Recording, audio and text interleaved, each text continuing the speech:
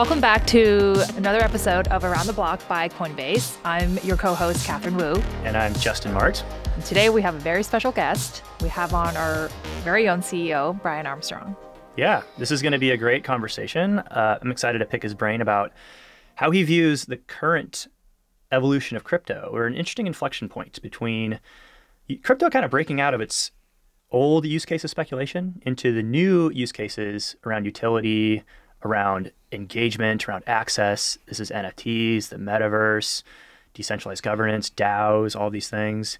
And excited to hear what he thinks the future direction of Coinbase will be, how it's going to embrace this new world. Yeah, let's get into it. Awesome.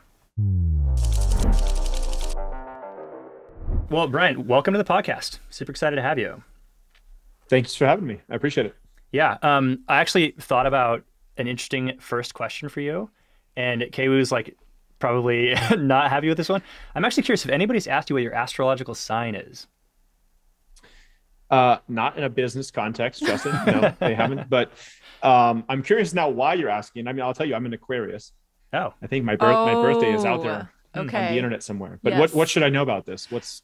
No, this is for random context. Over lunch, I gave Justin a 1-hour speech on why he should dig into his astrological signs. Got it. It's apparently a great way to... And he thought it might be funny to push my buttons to ask you this. Good. It's apparently also an interesting self-reflective way to learn more about your own personalities, or a canvas you can kind of draw on to discover more about yourself. Wow, you really listened. I do listen, I listen sometimes. I appreciate that. Yeah.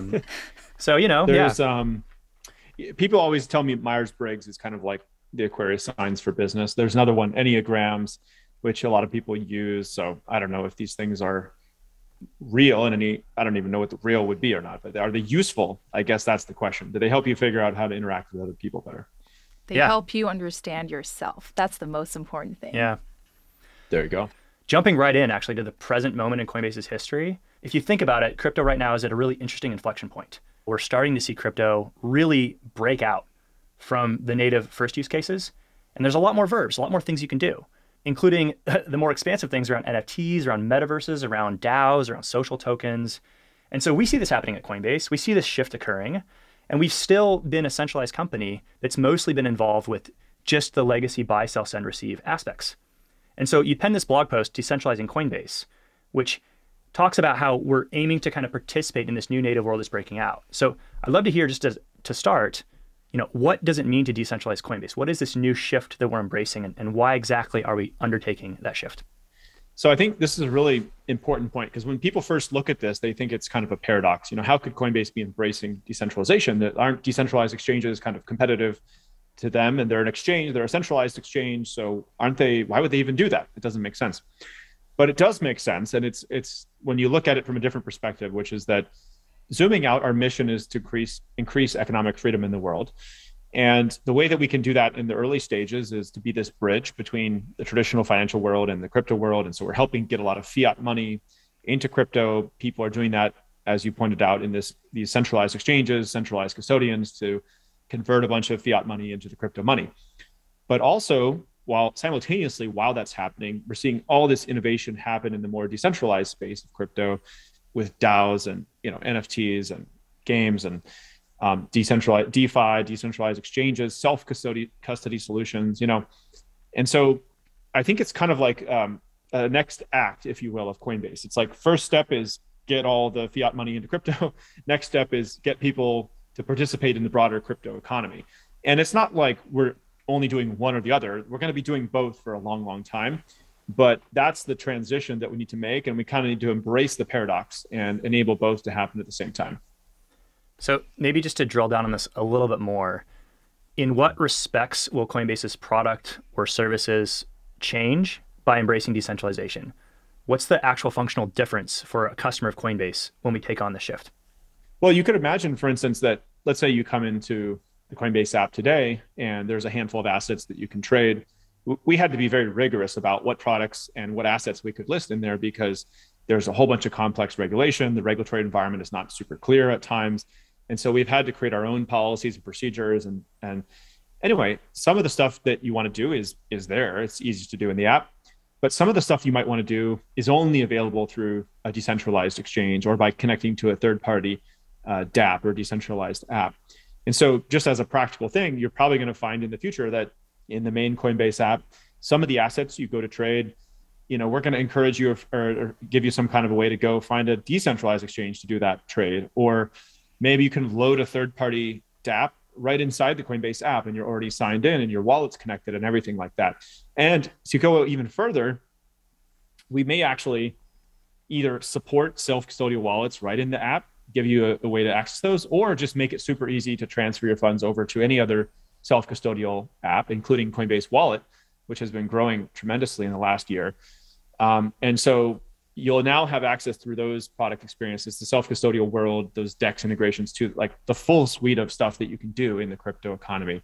This has been a huge year for Coinbase because Coinbase went public, right? But this is also the year that we're seeing the explosion of, people are talking about DAOs, right? Decentralized autonomous organizations. There are other ways to have more people participate in whether it's your products or your decision-making as a company.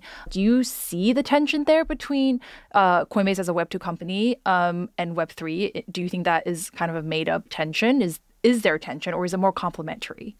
So there is some tension there. I don't know if it's probably healthy tension most of the time because again, we're bridging these two worlds, but absolutely you're right. I mean, when we decided to go public, I was kind of torn because part of me was like, hey, shouldn't we really be going public in a purely crypto native way? That would be the most, authentic thing to our mission and what we're building here. But I also knew that just most of the world was not really there yet. And so most of the institutions we talked to, various things in their bylaws and all these things, they wouldn't have been able to participate in the IPO if we had done it in a purely crypto native way. And then my next thought was, what we should do is dual list. Sometimes companies, when they go public, they list on like the Hong Kong Stock Exchange and the New York Stock Exchange.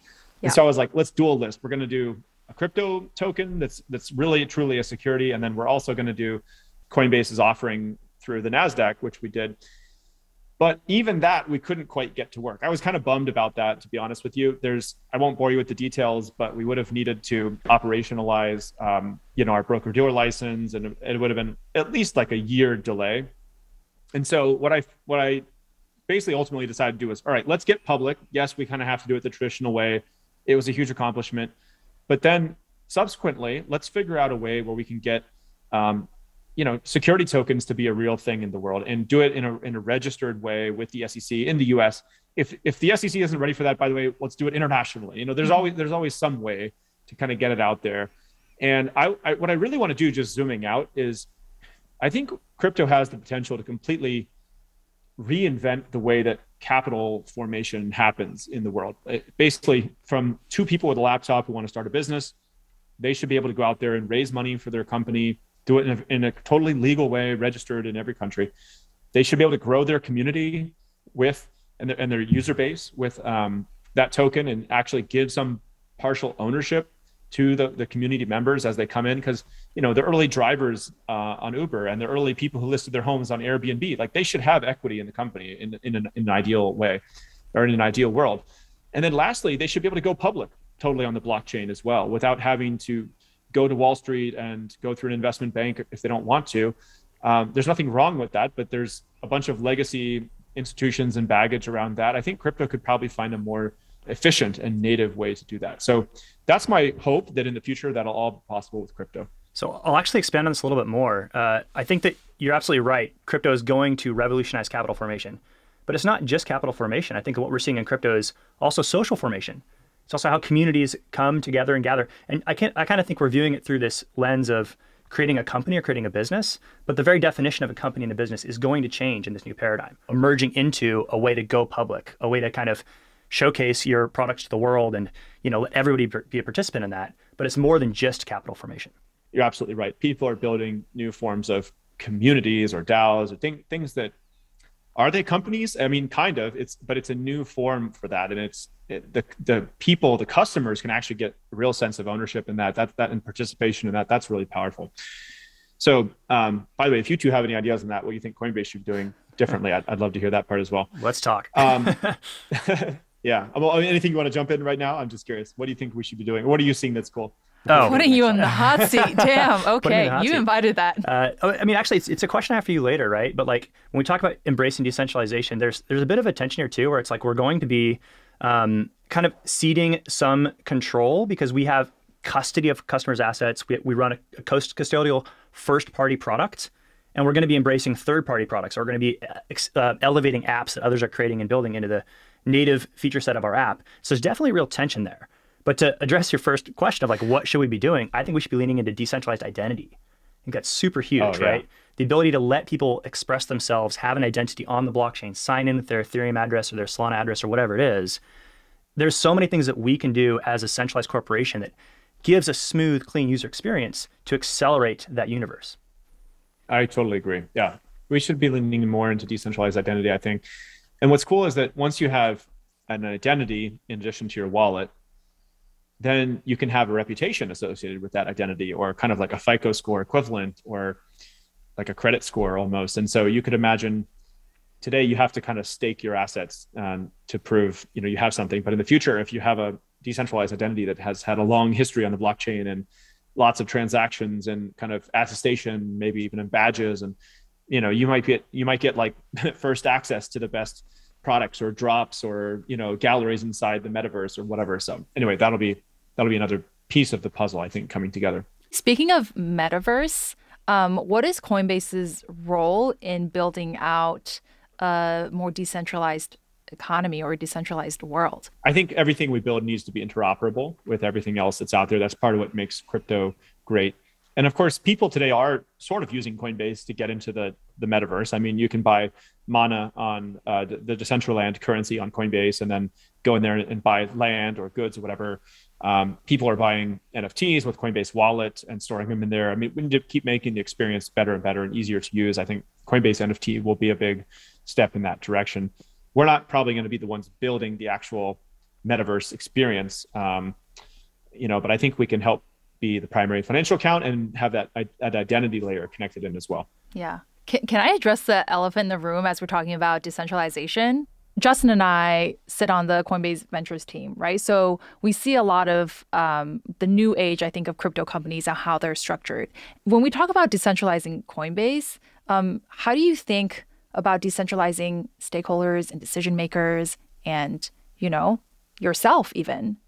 I think we're just the beginning of stages of trying to figure this out. Like, should there be a DAO as the parent company of Coinbase? I don't know, but it's probably worth having that conversation. I think we should be looking into those kinds of questions. I also think that, in a very tiny way, we've started to decentralize in terms of like Coinbase doesn't have a headquarters anymore. And we moved to a remote first workforce. So that's a small thing, but it's actually interesting in the sense that we can now have people all over the world, not just kind of having one headquarters in one city where we all come in. Now, there's a difference, I think, between creating a protocol and creating a company. A protocol should probably have that decentralized control in the sense that you actually don't really want anybody who is fully in charge of it because it's a public good, it's infrastructure.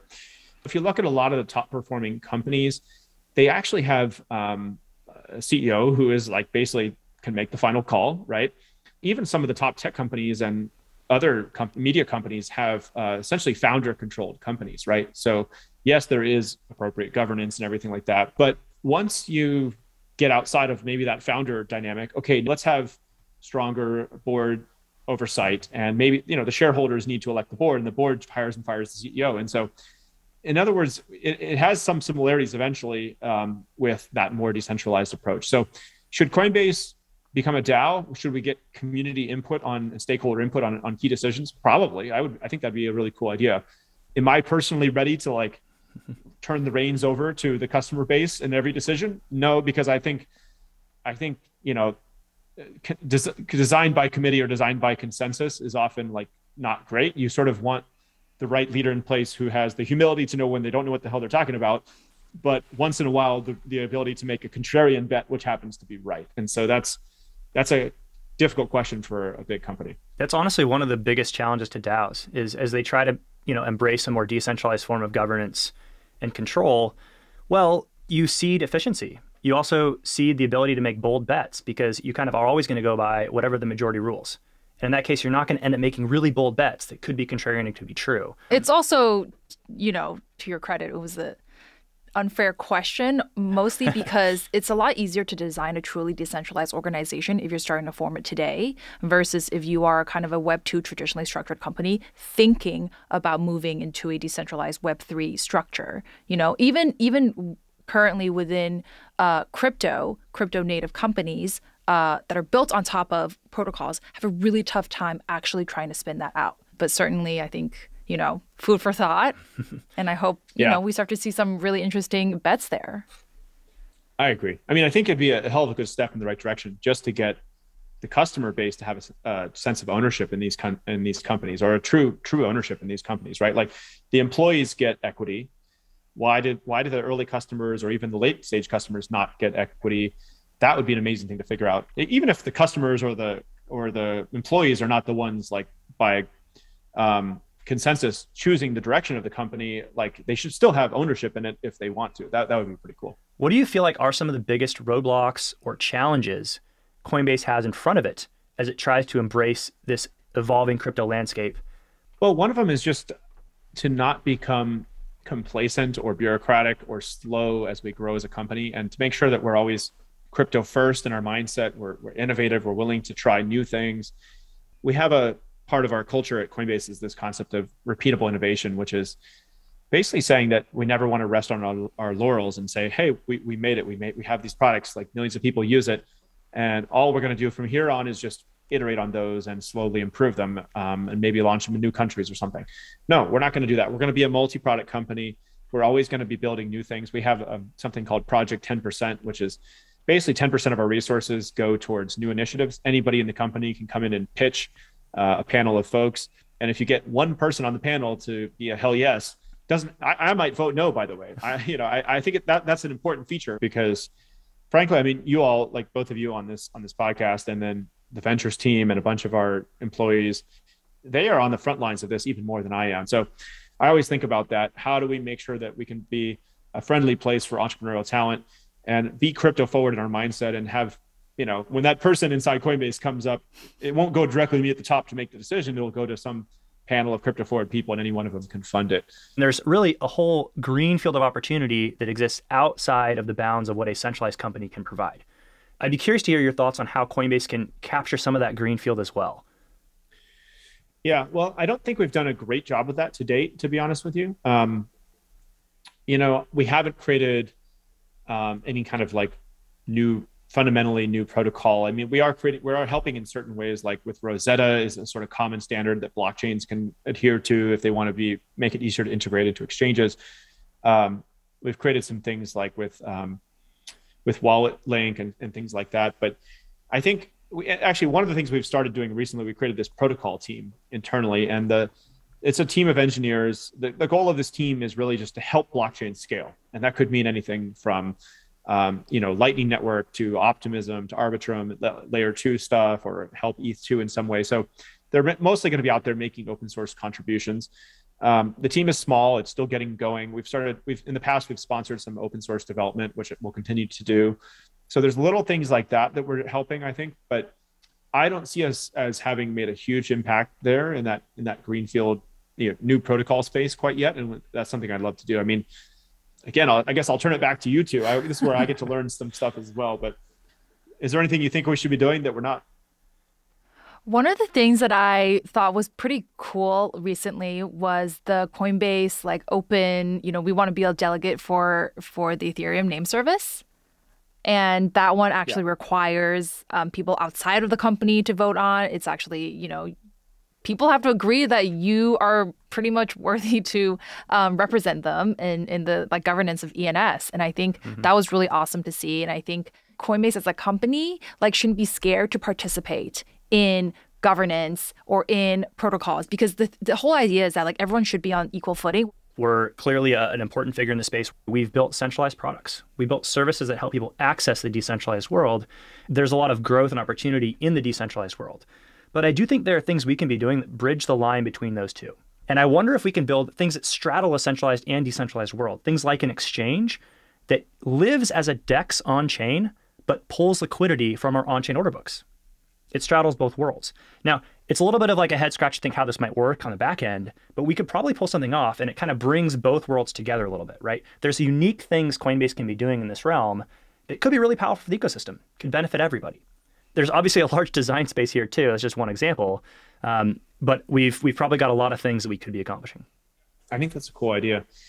I think, yeah, there's certain, because of the scalability of blockchains, which is still the limiting factor in many of these applications, there have been some sort of partially decentralized solutions, right? Where like the trade itself will execute in a smart contract, but the order book is centralized somewhere. And I think, for instance, Coinbase could even make, well, we have the smart order router, which goes out to different exchanges for our prime brokerage product to try to get best pricing if people are making very large trades.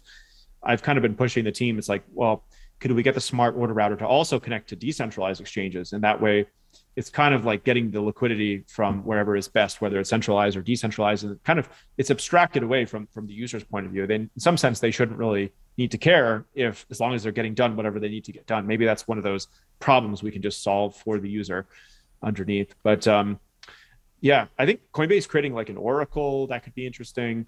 Just Coinbase helping the blockchain scale better would solve a lot of those problems too, because you'd get more and more of it on chain, decentralized that way too. I mean, honestly, the TLDR is that there is no lack of things we can build. And a plug for any engineers out there who are listening. If this is fun to you, please apply, shoot your shot. Coinbase.com/careers. Yeah.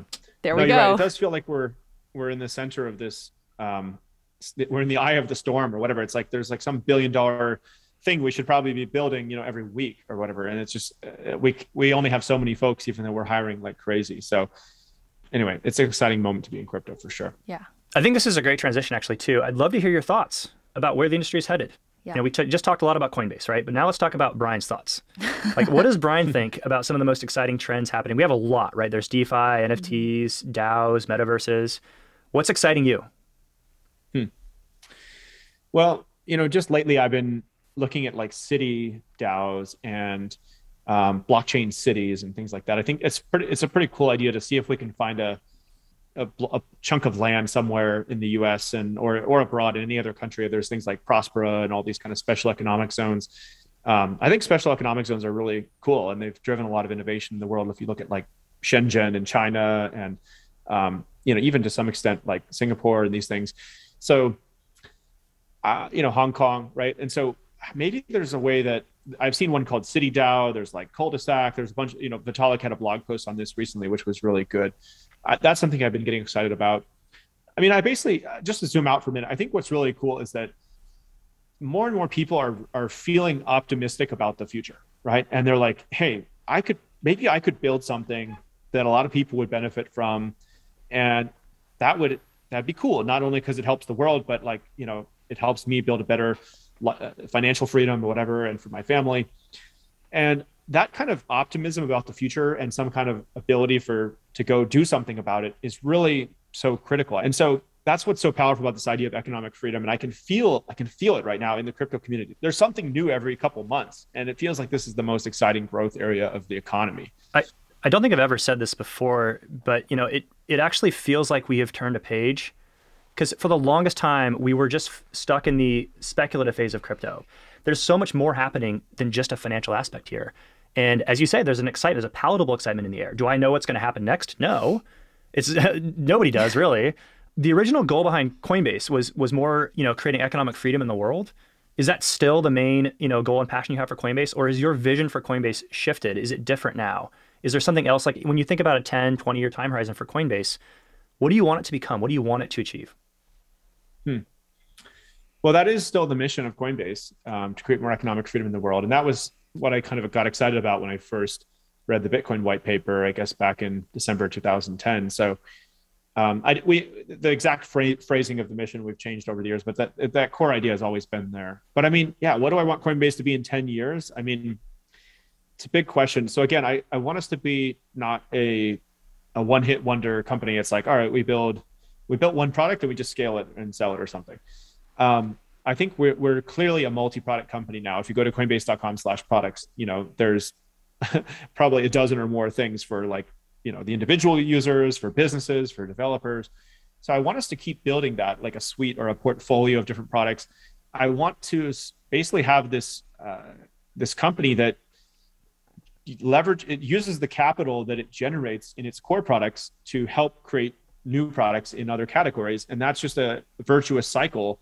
I hope I'm still running Coinbase in 10 or 20 years. I think that would be fun. It's probably tiring sometimes, but you have to be able to take breaks and pace it. Like managing burnout is really important as a founder, but I think I'll be running Coinbase in 10 or 20 years. And so hopefully we just keep having a bigger and bigger impact. And eventually we should have, billions of people accessing the open financial system through our products every day.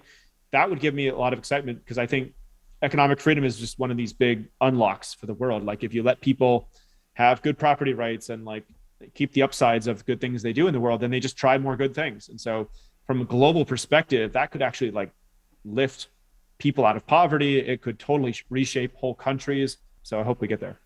I think you've probably grown a lot in your role and in how you view this industry and how you view running a company. And so my question is twofold. Number one is, what piece of advice would you give yourself when you started Coinbase, knowing what you know today? And the second piece is, what piece of advice would you give to founders today who are embarking on their own, founding journey and starting crypto companies? Well, you're totally correct. I didn't think about that exactly that way when I first started, but it's been great to have, mentors, and you kind of go through like Maslow's hierarchy of needs, and you sort of, you stop worrying about some of the lower rungs, and then you're like, okay, how do I self-actualize or whatever? And so anyway, I think figuring out how to build a company, not just that, figuring out how to get product market fit is hard enough. Figuring out how to do that multiple times, or to build a company that has such a strong culture or ethos that it can survive multiple generations of CEOs, like let's say, Apple after Steve Jobs passes away or whatever, that's an even harder thing in business. And that's a really cool thing to shoot for. I think if I were to go back and do it again, I probably would have let go of doing things myself sooner, right? I would have just hired a great team sooner and delegated more, which is let go more, basically. And that's a common thing. Everybody told me at the time when as I was doing that, I was growing, is like, okay, Brian, you don't still need to be coding in the website, or, you don't need to be like so in the weeds on how this person's going to do this thing. Like just trust and delegate, pick a couple areas to focus on. I think that would have helped us probably scale even faster, but I would have never learned that lesson really intuitively until I had tried it myself. And I think the second part of your question was, what advice would I give to the next generation of founders or people thinking about starting a company, I guess? I mean, the biggest advice I'd give is just, if you're not sure what to do anything. Action produces information, right? And so I didn't know how Coinbase was going to turn out. I didn't even know if anybody was going to want to use the product. But you're not going to be able to know what the next step is until you take a couple more steps. So there's a lot of people who tell me, I'd love to start a company. I had the same idea for that company a year ago or whatever.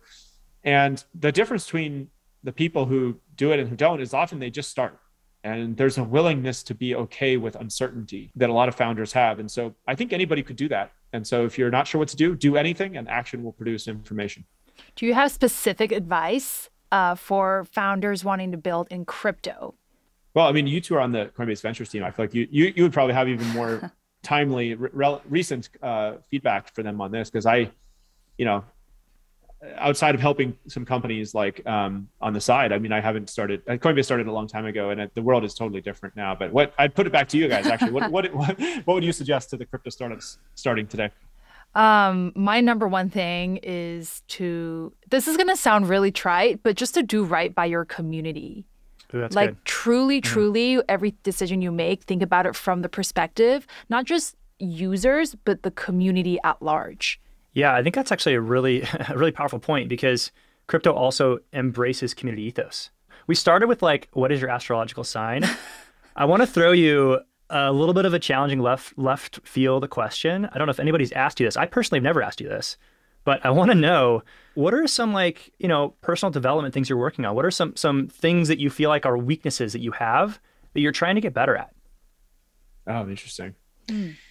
One of them is that I actually want to broaden this might sound funny. I want to broaden this like types of people that I can interface with well.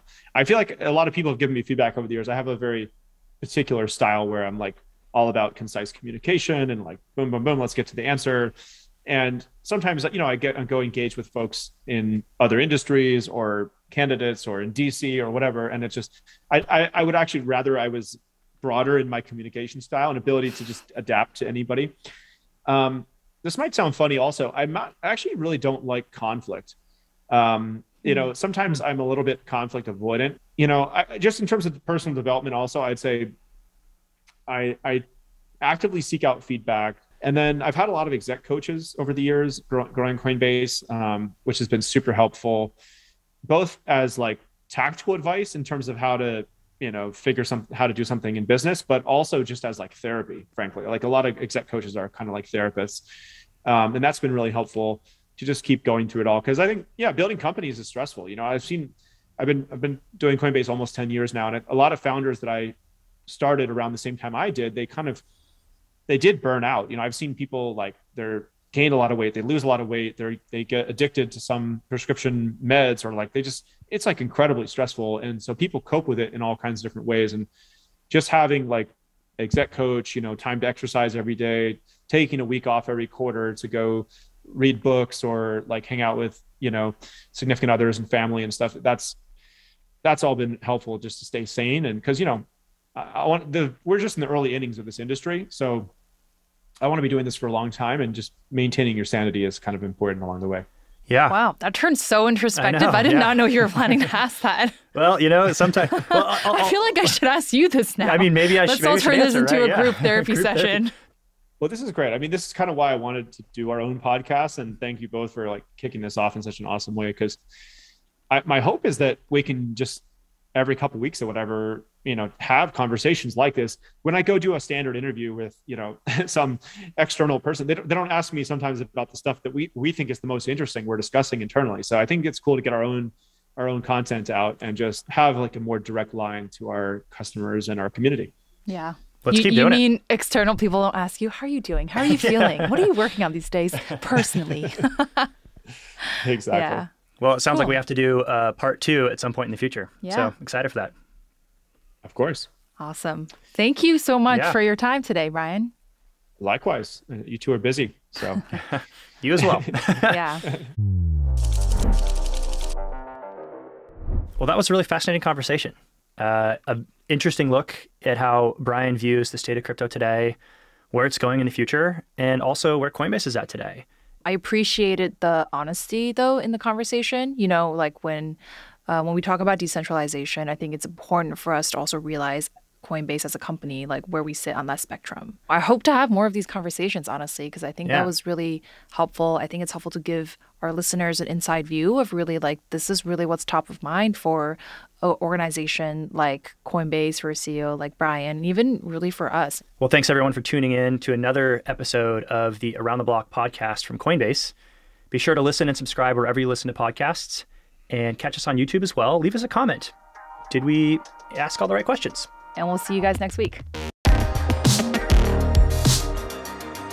Today's conversation is for informational purposes only and does not constitute legal or investment advice. Actual results may vary materially from any forward-looking statements made and are subject to risks and uncertainties.